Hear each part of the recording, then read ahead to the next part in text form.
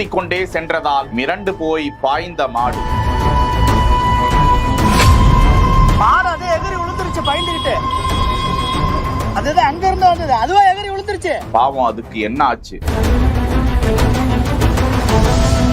அதே எகிரி விழுந்துருச்சு பயந்துகிட்டு.